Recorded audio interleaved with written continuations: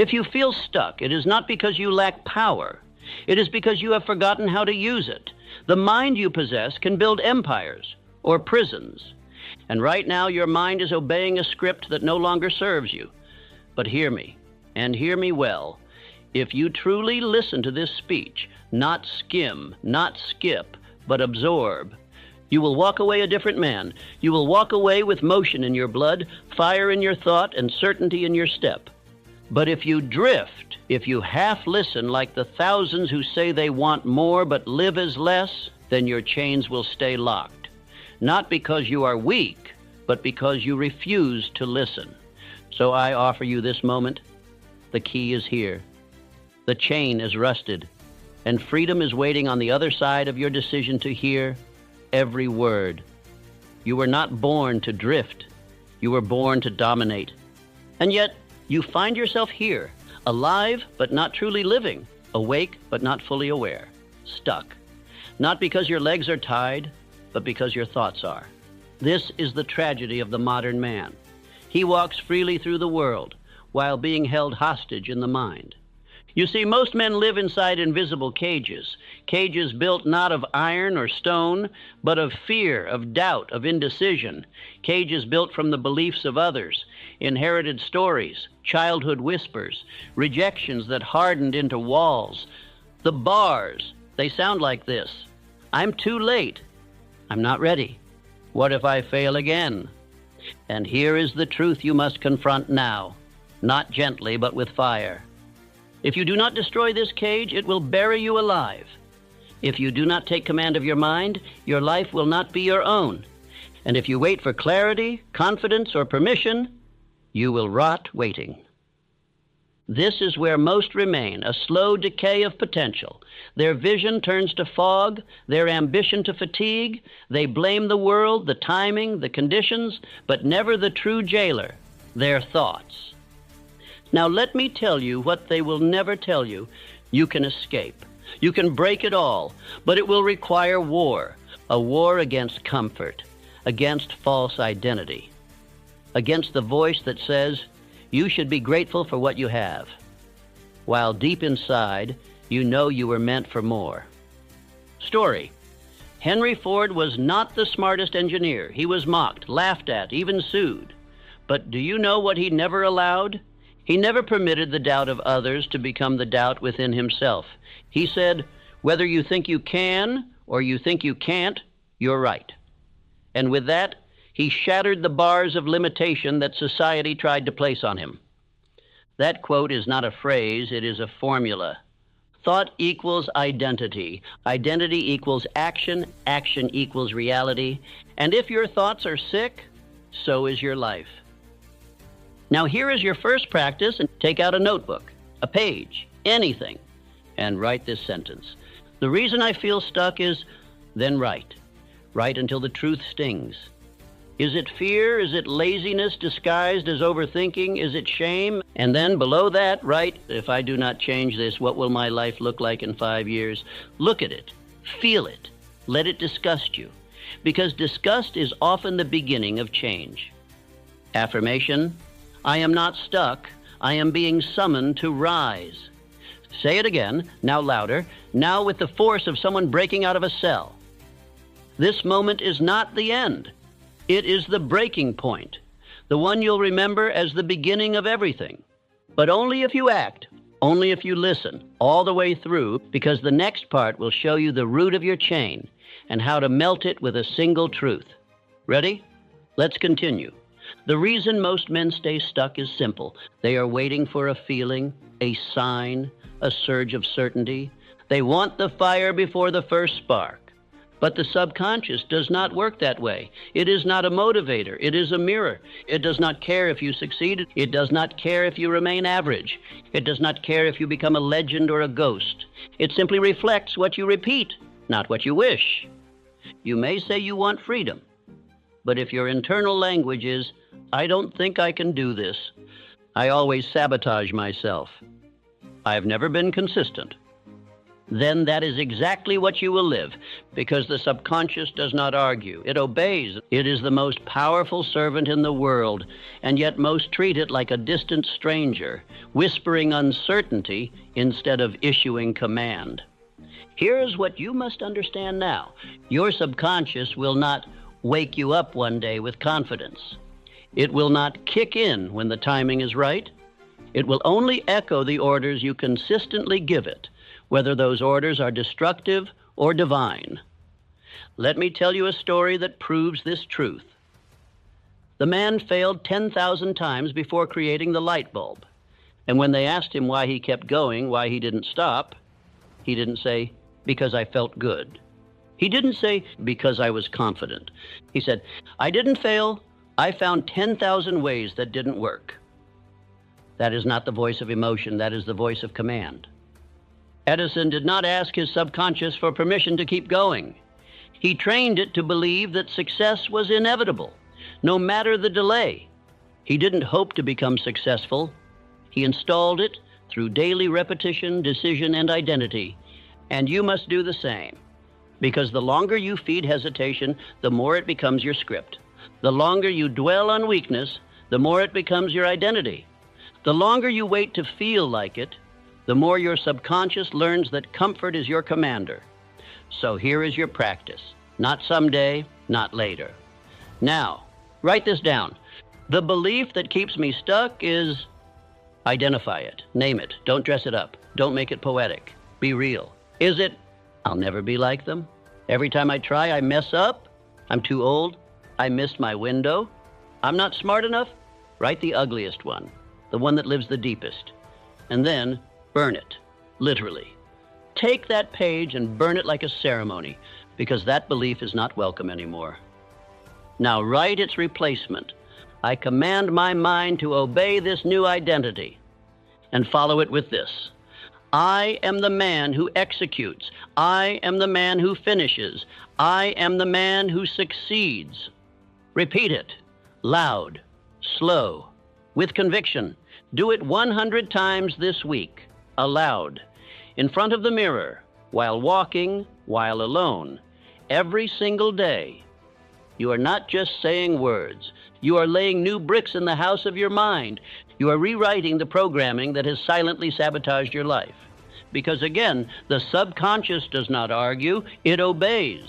So if it must obey something, let it obey the highest version of you. Let it obey the man who acts without permission. Let it obey the voice of purpose, not fear. Let it obey command, not feeling. I do not wait to feel ready. I act, and my mind follows. That is your identity now. Say it again. I act, and my mind follows. Now breathe, stand, look yourself in the eyes. The man you just spoke to, that man is being built. With every repetition, with every step, with every command, he's coming. You are not just a product of your choices. You are a reflection of your environment. The voices you hear, the habits you witness, the energy that surrounds you, all of it. Every piece of your daily atmosphere is a silent architect of your beliefs. Environment is not passive, it is active. And if you feel stuck, it's likely because your environment is pulling you backward, while your soul is begging you to move forward. You rise to the level of what surrounds you, or you remain at the level of what surrounds you. That is the law. You may have the vision of a king, but if you live inside a kingdom of excuses, you will speak like them, act like them, and eventually believe you are one of them. Let me tell you something very few will say out loud.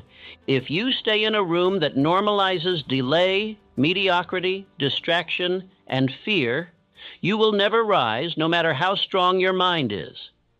Your subconscious does not only listen to you, it listens to the rhythm of the people, habits, and messages you allow around you. This is why Andrew Carnegie didn't just build steel. He built a mastermind, a group of men whose very presence forced expansion. Men who did not ask, "Is this too bold?" Men who challenged each other to act before comfort arrived. Men whose standards were so high that even standing beside them made you think bigger, because energy is contagious. And if you spend too much time around the energy of fear, doubt, and stagnation, you will catch it. You will call it logic or realism or just being practical. But the truth is, you've caught the infection of smallness. And here's the most dangerous part. If you stay in that environment long enough, it starts to feel normal. And once something becomes normal, it becomes sacred. You start defending the very thing that is keeping you stuck. You say things like, oh, that's just how I am. So that's just the way my schedule is. I don't have people like that around me. Listen to me. That's not how you are. That's how you've been programmed. Your environment carved that pattern into you, and your silence maintained it. But today, you carve something new. If you want your subconscious to believe that a new life is beginning, you must change something physical in your environment. It can be simple, but it must be deliberate. Rearrange your desk, clear the clutter in your room. Replace a piece of art, or remove something that no longer represents your future. Throw out something you've kept out of guilt or fear. Set an alarm that goes off every day with your new identity phrase. This is not decoration. This is declaration.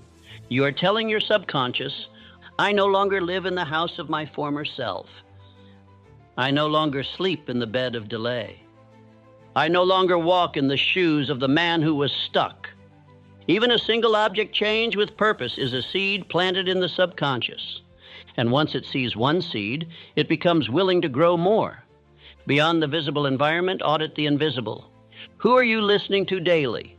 What voices speak into your mind through books, audio, or casual conversations? Do you keep company with doubters or builders? Let this be your rule. If a man would laugh at your dream, he is not qualified to speak into your process. If a man would flinch at your ambition, he cannot advise your discipline. You must surround yourself with standards, not sympathy. There's nothing wrong with love and support. But if your circle only loves you as you are and not as you could become, then they are not your circle. They are your cage. Even if you're alone right now, you can build a new circle. Start with books. Start with the men who already lived as you want to live. Let their stories become your environment. Read Carnegie, read Ford, read Edison. Watch what they did. Copy their rituals. Adopt their mindset like armor. You don't need a new friend group to change. You need a new frequency. And once you embody that, the right people will appear. Growth does not tolerate comfort. You cannot grow in the same room where you started doubting yourself. You cannot evolve while clinging to the same schedule that keeps you busy but never makes you better. You cannot rise while everything around you reminds you of the man you're trying to leave behind, so shift something. Now today, rearrange your space, upgrade what you see. Change what you listen to, audit what you tolerate, because the subconscious watches it all. And the moment it sees that you're no longer acting like the old version of you, it begins to build the new one. Every man is ruled by something. Whether he knows it or not, he bows to a voice, and that voice dictates the quality of his life. Some men are ruled by a memory they never made peace with. Others obey a set of fears passed down to them like heirlooms. Some follow the voice of their father, their mother, their teacher, or the echo of a failure that's grown louder with time. But no man escapes the law. You become what you consistently obey. And so the question is not, what do you want? The question is, whose voice do you follow when no one is watching? That voice, not your goal, is what determines your direction. A man might dream of wealth, of strength, of freedom, of leadership. But if the voice he follows whispers of caution, of delay, of maybe later, he will never rise, no matter how grand his ambition. Henry Ford had every reason to listen to the world around him. A world that told him he wasn't educated enough, not trained enough, not ready. He didn't have the schooling, he didn't have the credentials, he didn't have the resume, but he had a voice, his own, and that voice declared, I can summon to me any man with the knowledge I require. Ford didn't obey tradition. He didn't obey the experts. He didn't obey fear. He obeyed his vision, and because of that, he built an empire. The chains that keep most men stuck are not made of steel. They are made of repetition, the same thoughts, the same excuses, the same inner dialogue, the same emotional obedience. A man doesn't even notice he's kneeling anymore. But make no mistake, obedience is a habit. And the more you follow a weak voice, the more you reinforce the identity that you are weak. Ask yourself now and write it down. Who am I obeying? Am I obeying fear? Am I obeying my comfort? Am I obeying my old self, the one who decided he couldn't long before he ever tried? Or am I obeying a higher command, a vision, a mission, a standard that burns even when I don't feel like following it? You may believe you lack discipline. You don't. You've just been trained to obey the wrong voice. Start observing. When you say, "I'll do it later," whose voice is that? When you delay the workout, avoid the risk, hide from the confrontation. What voice are you following? And when you do act in power, when you move decisively, speak clearly, stand tall, what voice did you listen to then? There are only two commands in every moment.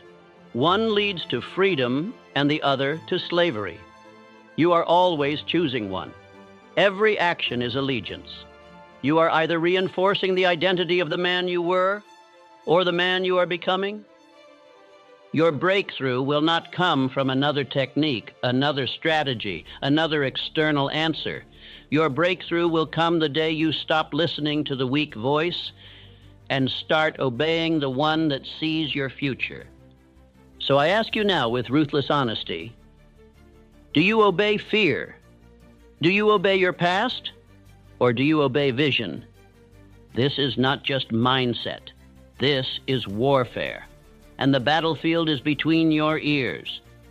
Every man hears both voices, one that pulls him toward destiny and one that pulls him back into the mud of the familiar. The difference between the weak and the strong is not that one hears less noise. It's that the strong refuse to obey the noise. It doesn't matter how loud your fear gets. It only matters how often you answer it. You feed it by obeying it, and so now you shift. From this moment forward, your new creed must be this: I obey command, not comfort. I follow the voice of my future, not my past. Repeat it until it sticks. Speak it aloud. Etch it into your day. Whisper it before you act. Then test it. When your alarm rings early and your body says stay, whisper, I obey command, not comfort.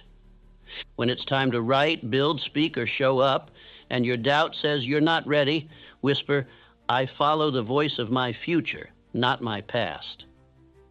And when you feel resistance rise and you're tempted to retreat, declare, I am not ruled by what I feel. I am ruled by what I choose. You are not the only one who has ever had to disobey fear to become free. Carnegie disobeyed the voices that told him to stay small. Lincoln disobeyed the voices that begged him to bend under pressure. Edison disobeyed the voice of impossible 10,000 times. Each of them rose not because they never heard fear, but because they refused to take its orders. So now the decision belongs to you. In every breath, in every act, in every moment, what voice will you obey? Obedience is not neutral. It builds identity, and whatever you obey, you become. The man who is free is not the one who feels no fear. He is the one who listens and disobeys. Most men are not stuck because they lack desire. They are stuck because their desire is a fog, hazy, undefined, and ever-shifting. They feel hunger, yes. They feel ambition, yes. But they cannot move forward with power because they do not know where forward is. And so they spin, they work, they grind, and yet they remain exactly where they are. Desire without clarity is like fire without direction. It burns, but it does not forge. There is no force more powerful in the world than a definite desire. A man who knows exactly what he wants becomes immune to most distractions. His will sharpens, his mind filters, his spirit gains weight. You can feel it in the way he walks, the way he speaks, the way he chooses what to ignore. And yet, most never take the time to name their desire. They hope vaguely. They wish passively. They say things like, I want to be successful. I want to be rich. I want to be free. But the subconscious does not respond to vagueness. It requires precision. It needs to be told where to go. Desire, real desire, must be carved out of thought like a sculpture from stone. Ask yourself now, what do you actually want? Not just today, not just this year, but deeply, eternally. If there were no fear, no resistance, no voices telling you to play it safe, what would you name as your target? One man says, I want to make more money. That's not definite. That's not desire. That's a vague hope, easily forgotten and easily delayed. Another man says, I want to build a business that earns $500,000 a year, helps 10,000 people transform their lives, and allows me to retire my parents. That is clarity. That is direction. And because it is clear, it begins to activate the subconscious like a magnet. Edwin C. Barnes in Think and Grow Rich. Barnes did not say, I want to work in business. He did not say, I hope to get a good job with Thomas Edison. He said, I will become Edison's partner. And though he had no money, no connections, and no formal education, he succeeded. Not because he had better tools, but because he had a definite chief aim, and he refused to compromise with vagueness. This clarity burned in him so deeply that even when he was assigned lowly tasks, even when years passed without visible progress, he did not doubt. He saw the end in his mind long before it existed in the world. That is the power of desire backed by belief. It becomes a path. Write this down now. Make it personal. Desire backed by belief becomes a path. Because what you believe becomes what you build. But what you fail to name can never be built. So your practice for this part is this. Write your definite chief aim. Not tomorrow, not after you read a few more pages. Now, sit down and answer the question. If I could build one result without fear of failure, what would I build? Be specific. Make it concrete. What do you want? How much? By when? For what purpose? Then, once you have written it, speak it aloud every single morning. Yes, speak it aloud. Not because the air needs to hear it, but because you do. The version of you that doubts, delays, and forgets, that version must be reminded every single day who you are becoming. There is a power that awakens in a man who hears himself declare his purpose. A quiet but profound shift begins to take place. Hesitation loses its grip. His day begins to arrange itself around his aim. Opportunities are no longer missed because he begins to notice what aligns and discard what doesn't. This is how clarity becomes liberation. Without it, you live as a drifter, always moving, never arriving. But with it, you move as one with a compass. And even when the storm hits, you still know where you're going. Understand this. Desire without clarity is noise, but desire with clarity is destiny. Ford, Carnegie, Lincoln, none of them had perfect plans when they began, but they had something better. They had burning clarity of purpose. They knew what they were here to do. And because they knew it, they endured more, risked more, and achieved more than any man who was merely interested. So I'll ask you again, what do you want?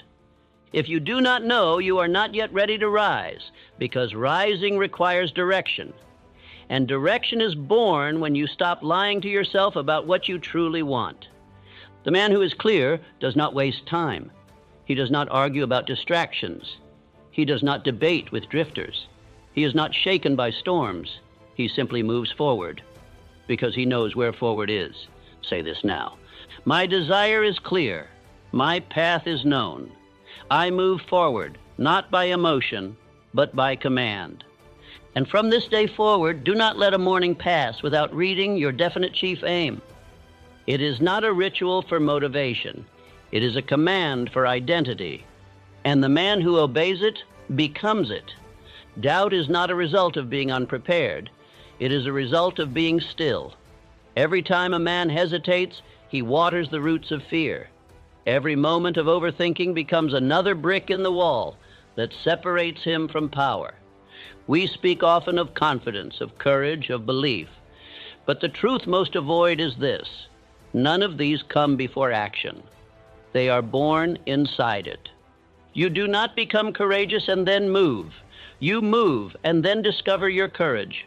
You do not build belief by reading. You build it by doing what your fear says you cannot do.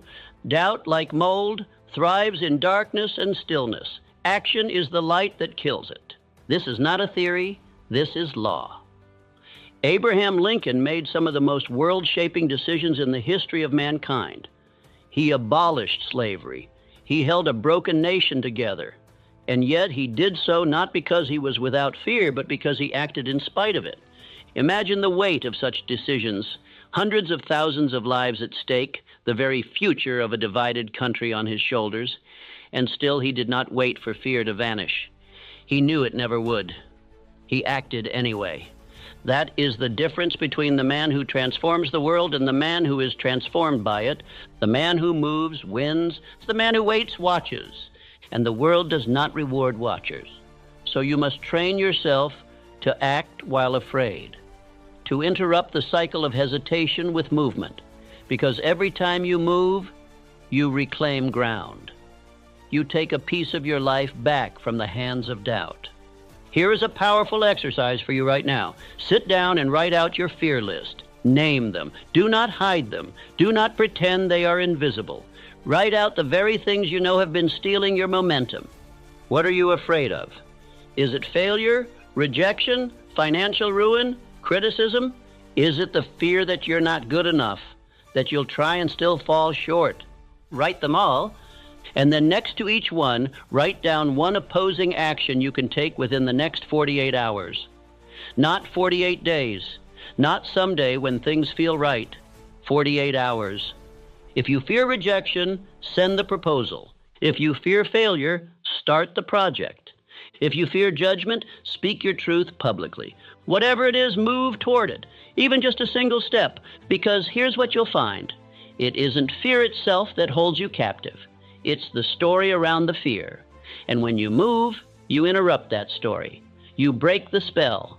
You prove through action that the thing you feared was never as powerful as your mind made it. Repeat this to yourself. I act while afraid. That is courage. I am no longer in rehearsal. This is the performance. This is no longer the season for preparation. You've prepared long enough. You've waited long enough. You've read the books, made the plans, dreamed the dreams. Now it's time to walk into the storm.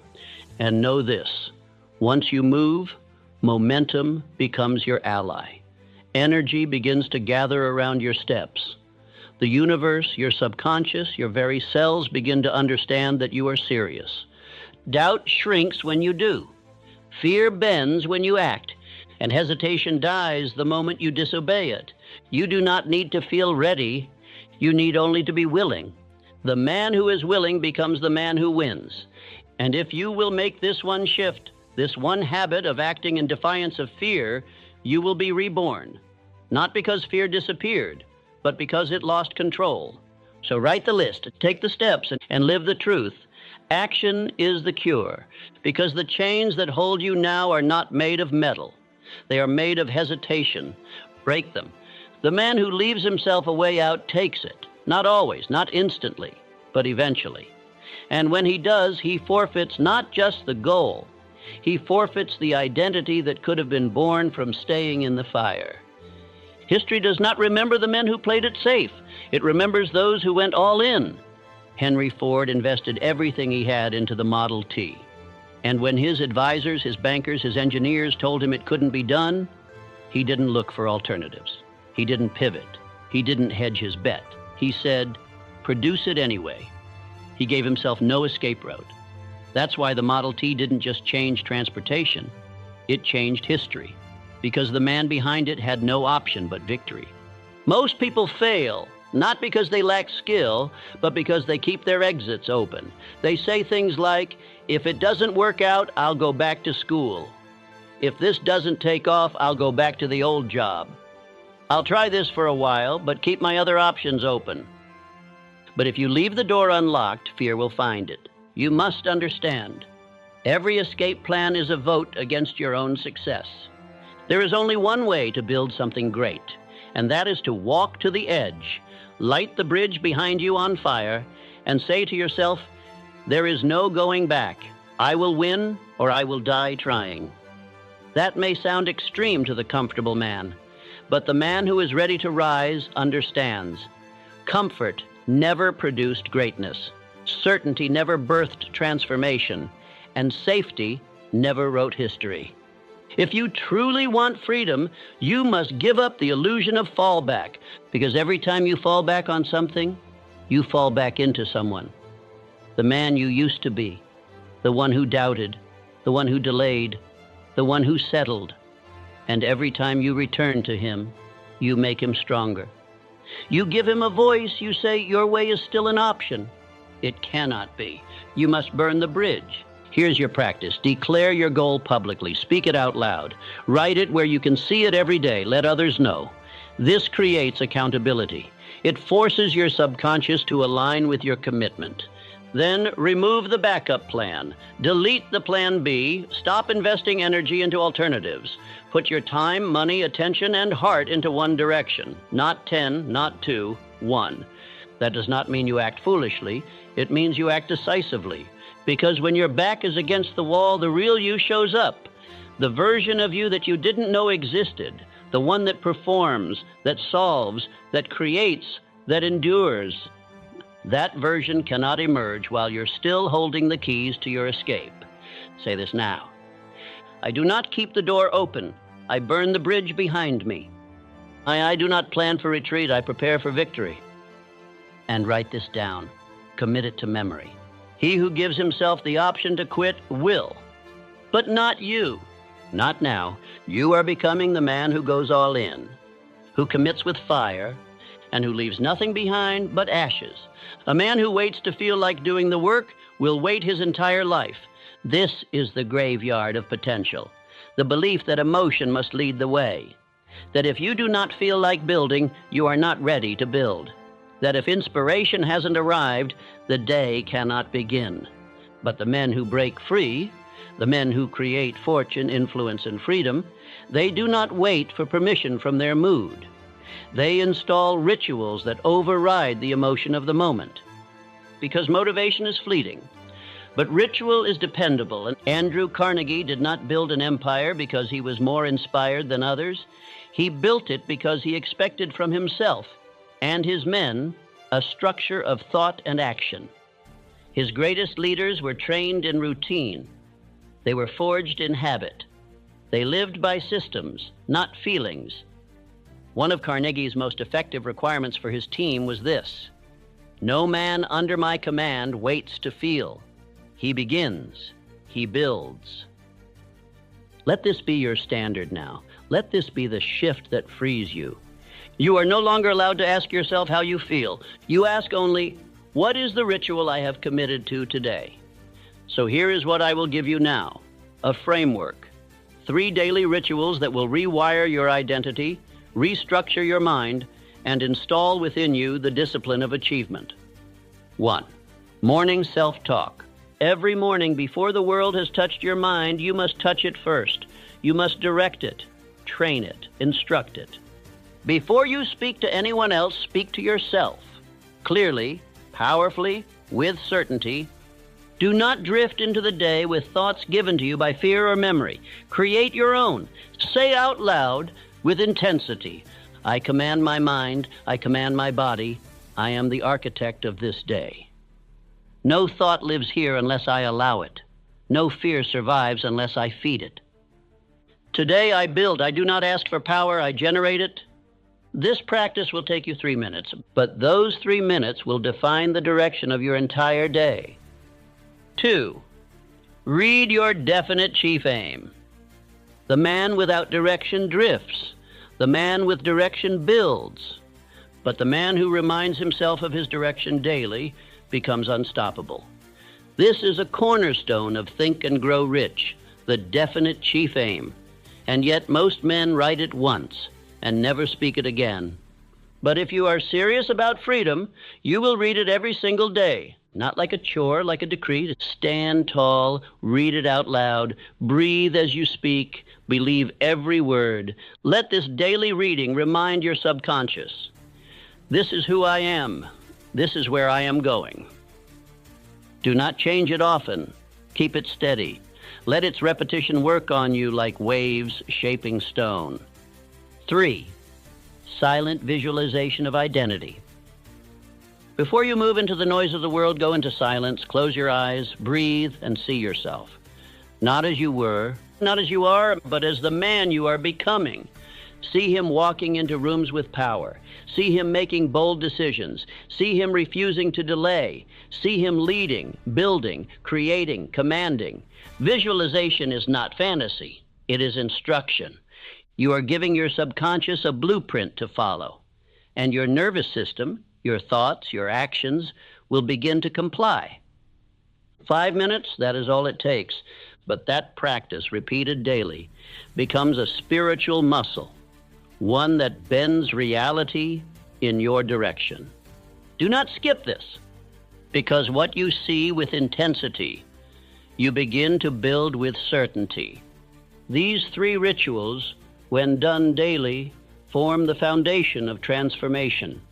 They are the scaffolding for freedom, the structure that carries you when emotion fails you. They are the new voice, the new rhythm, the new pattern. And it is repetition that turns patterns into identity. Write this now. My rituals build my reality. Repetition is the bridge to freedom.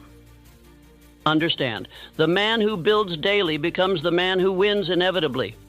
Because ritual is not about excitement, it is about installation. Motivation comes and goes. But systems do not ask questions. They run. You will run your day, or your old self will. And the only way to ensure it is you who is in control, is to build the day before it begins. So begin now, not tomorrow, not next week. And now say the words, read the aim, see the man, and never again depend on motivation when you have ritual. The reason most men remain stuck is not because they lack vision. It is because they see their vision as something separate from who they are. They think success is something they achieve, when in truth, it is something they embody. You do not rise to the level of your dreams. You fall to the level of your identity. This is why goals without identity change fail.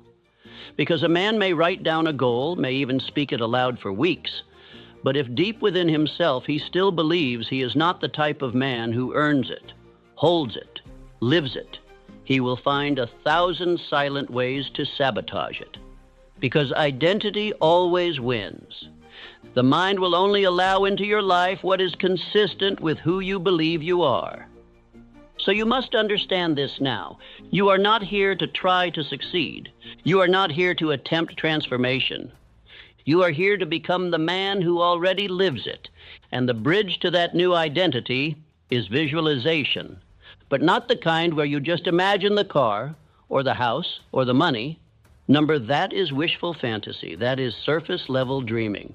The kind of visualization that transforms a man is this: seeing yourself as the kind of man who already deserves it. Close your eyes, breathe, and see yourself waking early with power, speaking with clarity, with certainty, commanding rooms, commanding thoughts, executing tasks without delay, rejecting doubt, walking into each day like it is yours to conquer. See this man in vivid detail. Watch how he walks, feel how he breathes, hear how he speaks. This is not a game, this is not imagination, this is installation. Because the subconscious is not logical, it is emotional, and it is visual. It does not respond to charts or lists. It responds to repetition and image. So if you feed your subconscious a vision of yourself as strong, decisive, relentless, it begins to reconfigure your behavior to match. And slowly the old patterns fall away. The hesitation fades. The self-doubt becomes foreign. Why? Because your system has received new instructions. This is how Charles M. Schwab rose from a lowly worker to the right hand of Carnegie. It was not mere skill. It was presence. It was posture. It was identity. Long before Schwab was given command over steel empires, he moved through life as if he already had. He spoke like a leader. He thought like one. He made decisions like one. He wore the uniform of identity. And eventually, reality had to conform. You can do the same. You must do the same. Exercise. Each morning after your rituals, stand in silence for 5 minutes. Close your eyes and visualize not your goals, but yourself as the kind of man who naturally produces those goals. Picture your habits. Picture your reactions. Picture your focus. Now speak one sentence aloud. I am not trying to succeed. I am becoming success. Repeat it until it feels like truth. Because when it becomes true on the inside, it will begin to shape the outside. This is the law. This is how you break the chain. By installing a vision of the man you are becoming until the current version of you begins to dissolve in its presence. No longer say, I will try. Say, this is who I am now. Your subconscious doesn't need a goal. It needs a blueprint. So give it one. And give it daily. Because if you keep feeding your mind a clear emotional image of who you are becoming, your behavior, your focus, your energy, your decisions, they will have to obey. Write this now. I am not chasing results. I am becoming the man who produces them. And then prove it in how you speak, in how you walk, in how you show up. This is the escape path. And it is not a someday fantasy. It is a decision. Repeat it until it becomes identity. Freedom is not the result of a breakthrough moment. It is the result of something far less glamorous, far more powerful, repetition. One moment of inspiration may open the door, but only daily repetition will carry you through it. Every man wants to feel set free, but few are willing to rehearse freedom until it becomes their default state. Most wait for the feeling to arise. The exceptional few, the free, install that feeling through repetition. Understand this now. The subconscious mind does not care if something is true or false. It only cares if it is repeated. And whatever is repeated with emotion becomes accepted as law. You do not escape fear by wrestling it once. You escape it by starving it of attention and feeding your identity new truths every single day. This is the path. This is the practice. Do not make this mistake. Do not listen to this once and expect change. Listen again. Repeat the words. Memorize the phrases. Burn them into your bloodstream until your entire nervous system begins to react differently to fear, differently to hesitation, differently to the lies of the old self. And this is how you rewire the loop. This is how the cage collapses, not with force, but with consistency. Now I give you this. 7 affirmations of liberation. Say them now, and again tonight, and again tomorrow morning. Say them until they do not feel like affirmations, but identity.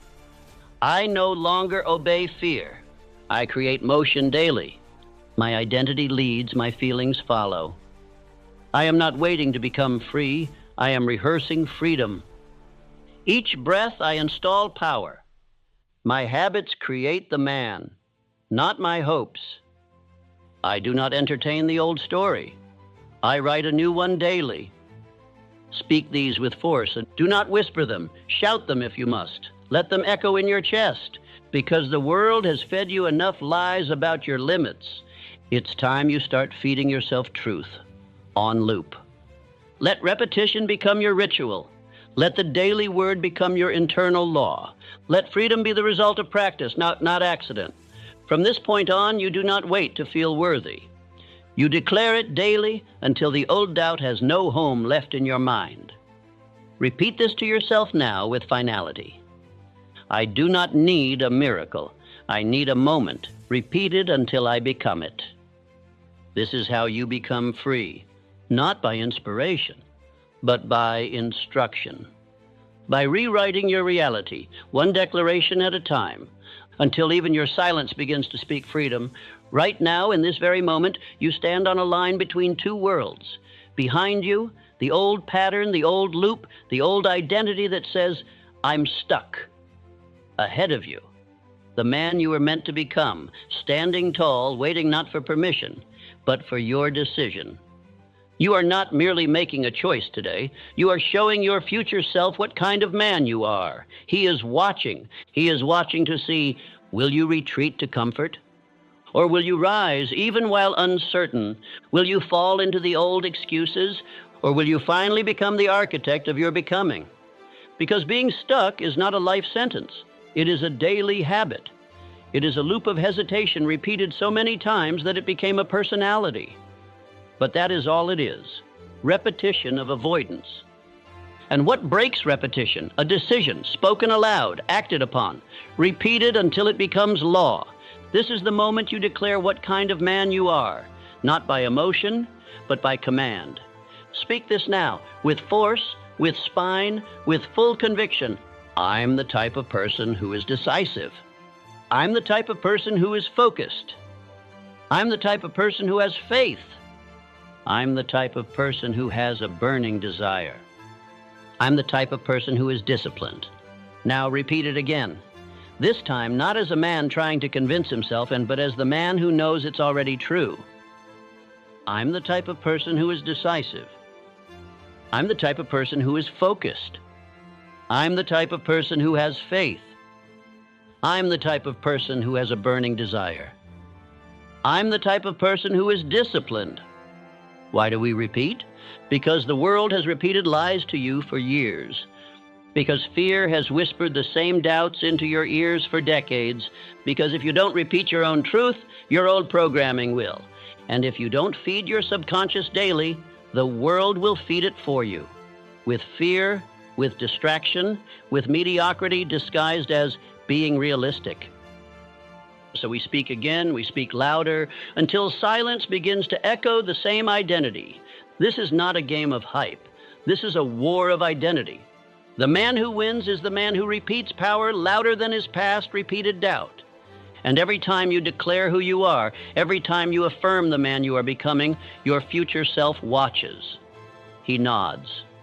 He steps closer. Stuck only exists when identity is undefined. But the moment you decide, this is who I am, the chains loosen, the fog lifts, and action returns. From this day forward, speak of yourself not in the language of limitation, but of leadership. Say, I am disciplined, even if you're trembling. Say, I am focused, even when distracted. Say, I am decisive, even in uncertainty. Because identity is not born from truth, it is born from decision. And once that decision is spoken and acted upon and repeated, you become it. So I ask you now, what kind of man do you want to meet 5 years from now? If you say a man who is free, who is bold, who is built from focus and action and inner fire, then understand this, that man is watching. And he does not care about your circumstances. He only cares about your decisions. So decide boldly, speak daily, and repeat with power. Because your future is not waiting to happen. Your future is watching who you are becoming. You thought you were stuck. You told yourself you were broken, lost, lacking direction, waiting for something to shift so life could begin again. But the truth is far greater and far more powerful. You were never stuck. You were becoming. The pressure you felt, it was growth in disguise. The heaviness, that was resistance training your spirit. The silence, that was the forging of your voice. Every delay, every doubt, every moment of stillness was not a prison. It was preparation. Because no man rises without a season of becoming. No oak grows without first splitting its seed. No empire is built before the foundation is tested. And now, you are no longer guessing. You are no longer circling the same thoughts. You have spoken new words, built new patterns, declared a new identity. You did not just listen to a speech, you rewired your soul. The man who began this journey was not the man who finishes it. The chains, you held the key the whole time. The fear, it only lived as long as you fed it. The doubt, it died the moment you remembered who you were becoming. So repeat this truth. Not as a man hoping to believe it, but as one who knows, I was never stuck, I was becoming. I was never broken, I was building. I was never weak, I was waiting to be called into strength. And now that strength is yours. Let us finish with one final declaration, not whispered but declared, daily, clearly, without apology. I'm the type of person who is decisive. I'm the type of person who is focused. I'm the type of person who has faith. I'm the type of person who has a burning desire. I'm the type of person who is disciplined. Repeat it again and again and again. Not until you remember it, but until you forget who you used to be.